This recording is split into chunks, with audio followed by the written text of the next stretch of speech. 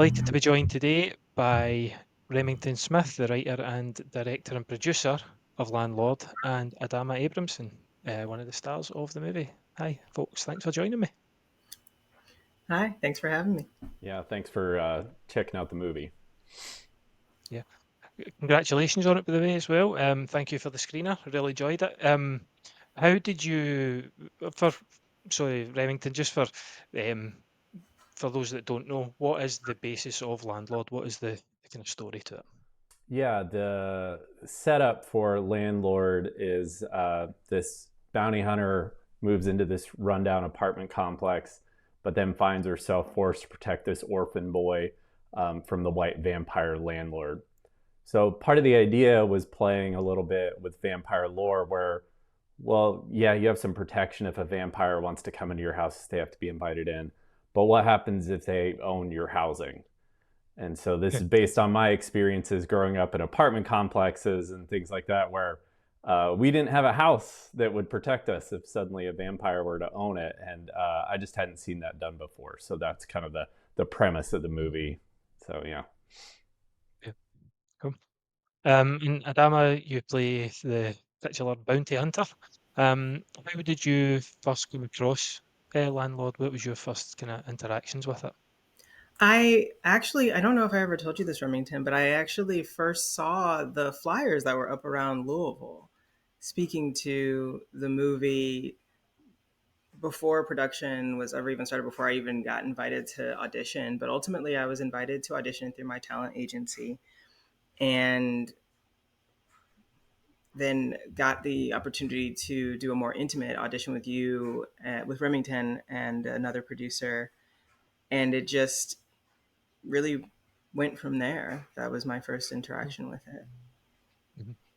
And Remington, for you, the story of Landlord, as you said, it was kind of you felt the way to tackle the lore of the vampire hadn't been done this way before.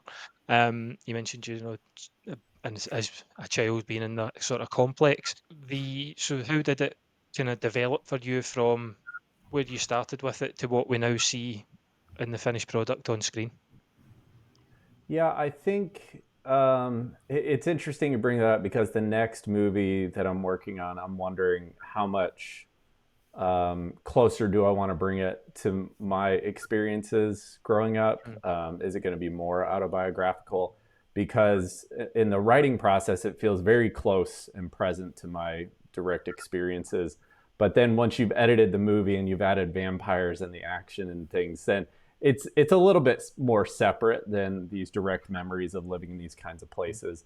But I find that's always like the starting point. Is it's something very close to um, my heart and what's keeping me up at night in terms of like either a fun thought exercise like with a genre film like, oh, what would have happened if one of those complexes we lived in was run by a vampire, or the things that you're kind of worried about in the world. And so depending on the project, I guess maybe more or less of that percentage of what's in your heart ends up on screen. And so for this one, maybe it's like 30% is still there of like really personal memories and connections to it. And then the rest is vampires. So, yeah, you hear that? Um, Adama, we mentioned just your kind of introduction to the movie. Also, the way your character of the bounty hunter develops, there's the relationship with Alex. How did you kind of approach that? It's a really interesting dynamic the two of you have together. Um, it's someone who's that sort of loner aspect, but has the young boy forced on him to kind of look after him. How did that sort of develop for you as you were filming?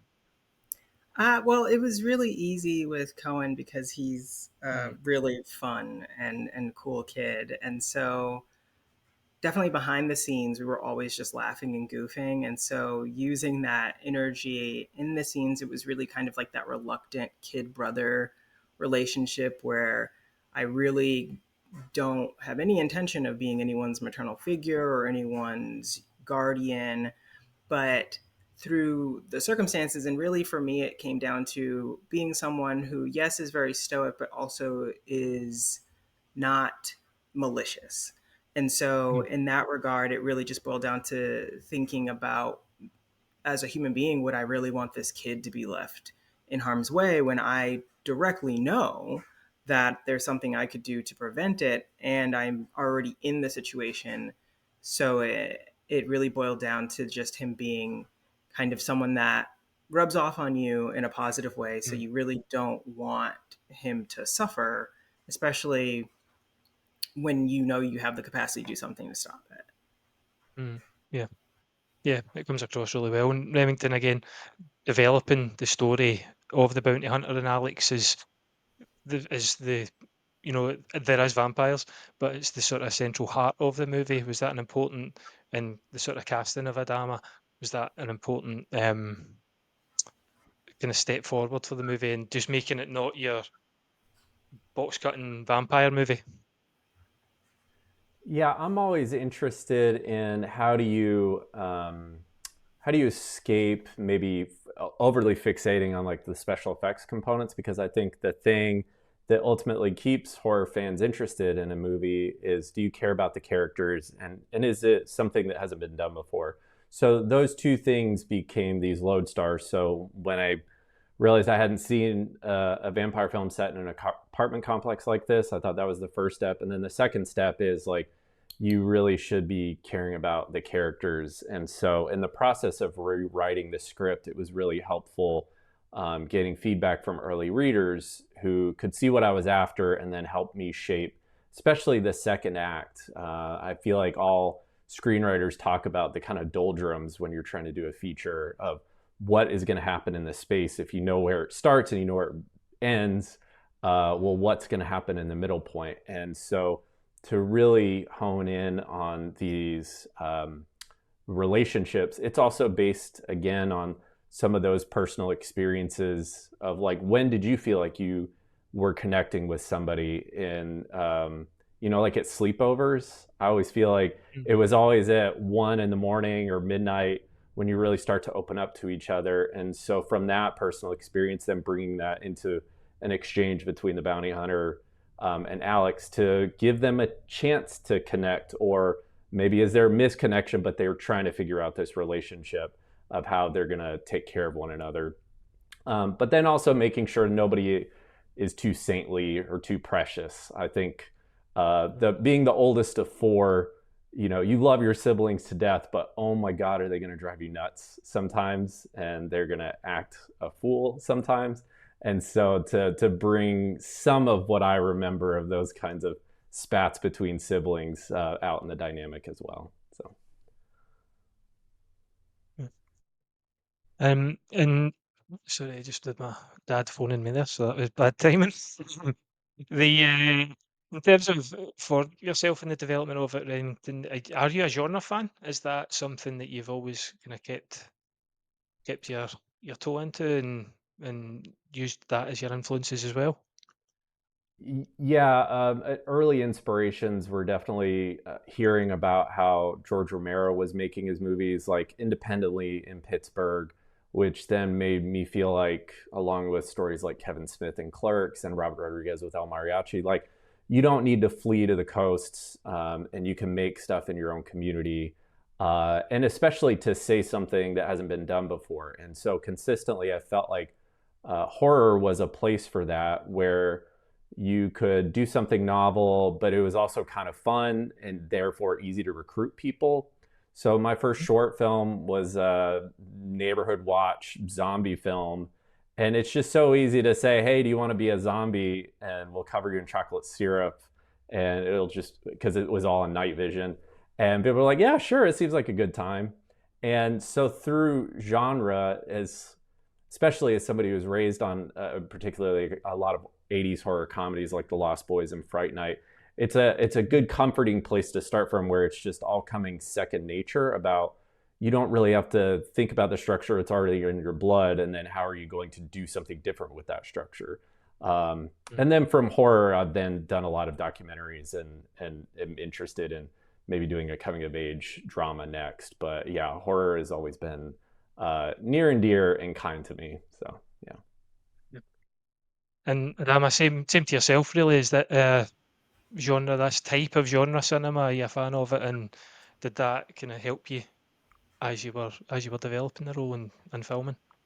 Yeah, I do. I do really enjoy the horror genre. I also grew up watching, horror movies. I think for me, it was more of the traditional horror, like Freddy Krueger and Yeah. Pinhead and Hellraiser being like the movie and everything. But for me, I did want to try to embody a lot of the women in horror films that had that strong archetype. So I definitely, for me, I think Sigourney Weaver, an Alien, was someone that I really tried to use as at least a archetype to add Mm. to my character and really have that be a part of like a element of their personage, that they have that really strong inner drive and Mm. determination, even if they're thrown into completely new and unprecedented, territory, that they still are going to fight like hell to get out of it. Yeah. Yeah, and Sigourney obviously is the kind of the the next step from the final girl. We'd had the Jamie Lee Curtises in there earlier and that sort of slasher type, but Sigourney was the kind of turn towards I don't want to say final girl because it sounds a bit reductive, but the badass heroine.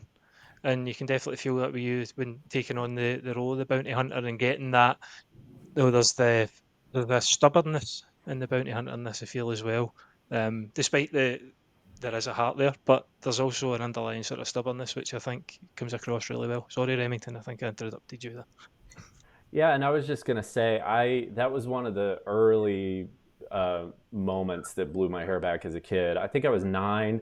Some neighborhood kid only had the last part of Aliens on VHS, and so seeing this showdown between Sigourney Weaver and this Queen Alien, you're marveling at both her as a character just as much as this crazy creature effects design. And Mm. so when I was working on the script, I rewatched Aliens, just maybe keeping an eye out for structure things. And rewatching the movie, I was just like, how does this have such great dynamic range in terms of tone? Like it's horror and then it's action, but then it's kind of funny at certain points with Bill Paxton. Like there's a really well balanced movie there. And similarly, Sigourney Weaver's character as Ripley is really well balanced because like she's gonna get mad and get things done when she needs to be, but then she can be empathetic when she needs to be. Mm. I think there's just like she's a very well-rounded, just good character, and I think that that's another reason why that film persists. And that was a key thing in trying to cast somebody right for the bounty hunter because somebody could just play it just too hard, and then it's a little one note. And so it was very Yeah. fortunate that we got Adama, and both in the audition process and then the like just long walk and talk process that we did, I got a sense of like, okay, I think this is just like if this is somebody that I enjoy even just talking to and hanging out with, whose bio just happens to line up a little bit with the character bio, I think that Adama has these qualities that we can kind of steer, and so it's not all going to be one note. So we would not have the movie without Adama, and then especially Cohen Cooper, and then we haven't talked about him, but Will McKinney bringing this kind of uncanny energy as the vampire. It was just like we would have not been able to shoot anything without this like creative triumvirate. So yeah. Yeah. And just a question to open to the both of you then. How was the collaboration on set with developing the bounty hunter and, developing that, how maybe the bounty hunter responds to, whether it's the interactions with John William Lawrence and Alex, how did you, because I can imagine, Remington, you've written, directed, producing the movie, you're then sort of giving it out there. People say that once the movie's out there, it no longer belongs. But I imagine in the process, it's maybe a wee bit more difficult for that. How is that working together on that? I'm very curious. I want to hear what Adama felt like the experience was, and then I could comment on what I was like trying to do or hopefully came across. So I'm curious what it was like for her first. I mean, I really I enjoyed it a great deal. There was just a lot of conversation. We would really Mm. I felt like it was a collaboration. I felt a lot of teamwork. Remington always would ask how I felt about a certain scene. And I also really want to give credence and credence to just the writing of the film. Really helped a great deal in developing the history and the backstory of the bounty hunter in these given circumstances. And that really helped embody it, and everyone's energy as well, coming in and responding off of each other in those scenes really did help to create that environment as well. Well, I'm glad it came off that way because I know going into the first feature, I feel like all you're trying to do is absorb best practices from so many different directors who've done interviews and commentaries, and then your own experiences. You're like, I think this is the best way to try and help my actors, but and also like I'm not just hopefully dictating this has to be this way. I think here was an idea of how I was coming at this scene, but now that people are actually embodying these characters, I would always try to check in as like, I'm thinking it's going to be like this. Does that sound about right? Is there another way that we want to try and play it? And fortunately, I just felt like everyone was pretty responsive to that. And I don't remember, fortunately, anybody feeling like we're on a different page. And maybe that's just because I had spent so much time working on it and developing it. There was character bios and then visual references. I think I probably had also recommended a couple of movies going into the production. And even down to crew, I would send the script out before we were shooting. And like, if there's anything that feels weird or off or whack about the script, tell me now and we can work on it. But when we're in production, like the train's left the station. So revising and rewriting is as a part of the process. And then, but during production, it went so smoothly, maybe because of a lot of those conversations beforehand, to the point where I still can't believe like one of the most important scenes for Adama's character, we just did it in one take. Like Adama just nailed it, and I was like, "Do you want to do another one?" And she's like, "No, I feel good." I was like, "Well, that was perfect. That was all I wanted for." Like I was probably tearing up. I was just like, "Well, then I think we're good." Like we didn't even do another one for safety, so. We're very fortunate that people were all on the same page, and I think a lot of that you just chalk up to enough caffeine, enough prep, creativity, and community, and then like you should be good, hopefully. So yeah. And try not to go too spoilery in these kind of conversations, but again, question open to the both of you. Do you see more kind of tales in this world that you would like to be a part of, Remington, that you would like to tell? Is there not necessarily a LandLord sequel, but you know, you can get all sorts of extended universes now. It's a big world.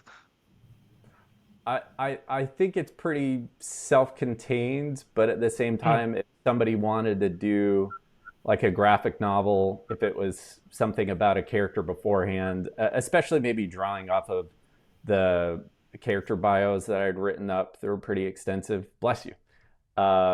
Maybe I could see something like that, but I tend to want to what I came to say, I came to say with this project, and then the next thing is going to be a different version of what I'm here to say. So I think similar maybe to Danny Boyle's bibliography, like I'm curious to play in a lot of different areas. So not to say it couldn't happen, but that's just where my head's at with it. I don't know, Adama, do you want to I don't. I LandLord feel 2? like on set we were talking about it as if, you know, like an alternate universe kind of. It wouldn't be a direct sequel, but it could be maybe some other kind of relationship, or if it was like a twist, and maybe you do see some people again, and you're like, oh, whoa, what happened? What world are they living in now? Like, what are they?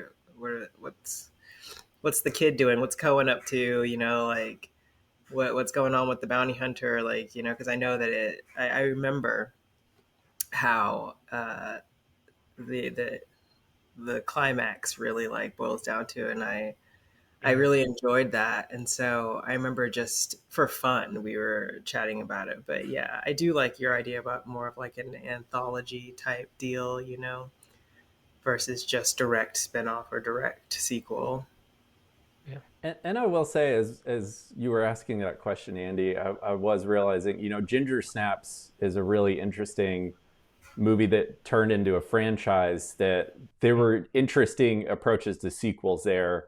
That, like, okay, I could maybe see something that kind of goes off the beaten trail, but could be related. That could be interesting if somebody had an idea that seemed like, okay, we'll green light that. Also, what a crazy privileged opportunity that would be. Like, oh, you'd be, green lighting a sequel or have any sort of input on a sequel. So, but yeah.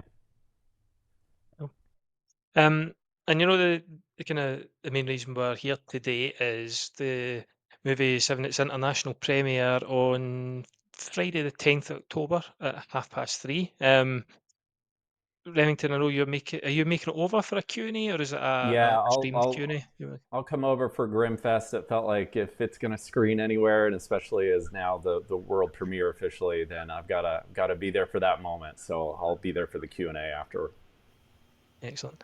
Adama, are you over? Are you making it over? No, I won't be there, unfortunately. So I still have to wait for the premiere party on our side of the pond, I guess. Yeah, and it's something I've kind of discussed, especially with indie filmmakers. The movie getting shown on a big screen, is that important for you as as a director, and is that just something that not vindication is the wrong word, but it just feels like a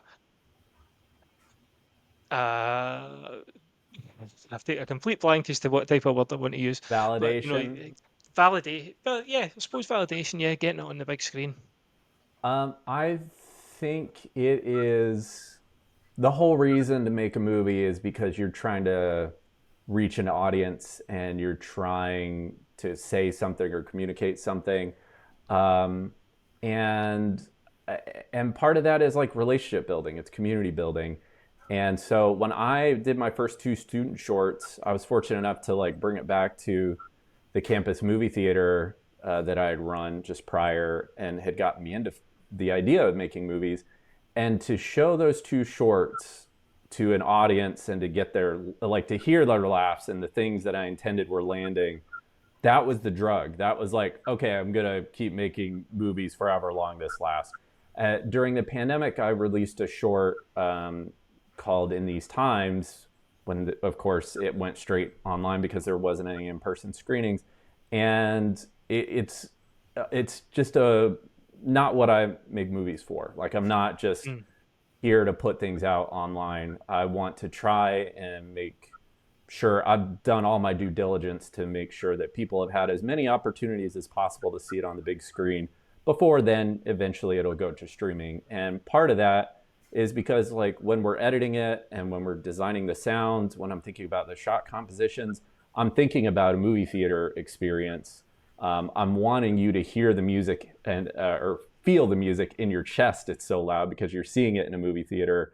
And then as a secondary, yes, so many movies that I love I discovered later on DVD. But the thing that kind of keeps me coming back to it is that that high, that anxiety of screening it in front of an audience, where it's like, I don't think metrics are going to give you that. Like, they won't tell you if a laugh is landing or a jump is landing just because of a metric maybe bumping here or there. And especially if you watch something like horror or comedy by yourself at your home versus at a movie theater, it's just very different experiences as the audience is really giving something to each other. So as much as you can as an independent filmmaker, this is why I like sending stuff out to festivals and doing those in-person screenings. And then it can go to streaming. So same thing with my investors with the movie. None of them have been given a link because I was like, let me try and bring it to you in a theater, and then you can watch it on your laptop if you have to. And so many of them are like, oh man. I was like, you think you want that, but no, you really want to see this in a theater. So, like, trust me, you got to eat your veggies. You just got to wait. Yeah. And again, same for you, Adama. It's having yourself on the big screen. It must be quite something to see. Yeah, when you get it's to always premiere the stateside? it's always going to be surreal for me, and I don't necessarily do this for that either. I mean, I have a theater background, which is very much about being present in the moment and no show ever being the same, and every audience getting that unique experience. So, film is really fun in that you get to cultivate an experience that you can have again and again. And I really, I'm with Remington on really being more about the storytelling and in reaching people and making them feel something and hoping that something resonates, because for me, film has always just been this beautiful companion in life. You know, it has been something like books that can inspire and like teach and make you feel more connected to each other. And I feel like in that regard, I really enjoy film, but I don't necessarily need to see myself in order for that to be like, I could easily also be crew on a film and feel just as fulfilled. So again, congratulations on the movie, Remington. You know, you'll have a great time in Manchester. I don't know if you've ever been before. It's a great city. I've been saying that a lot in the interviews I've had this week, but I feel like I'm trying to big up Manchester, but everyone knows it. Um, so yeah, congratulations on the movie, Adama. Congratulations on your performance, and thanks very much for joining us today. Thank you again for having me. Yeah, thanks for having us, and look forward to. It's so crazy. I started writing this in 2014, so it's going to be surreal to finally show it to an audience and be able to talk about it. So I'm looking forward to the Q&A afterwards. So thank you.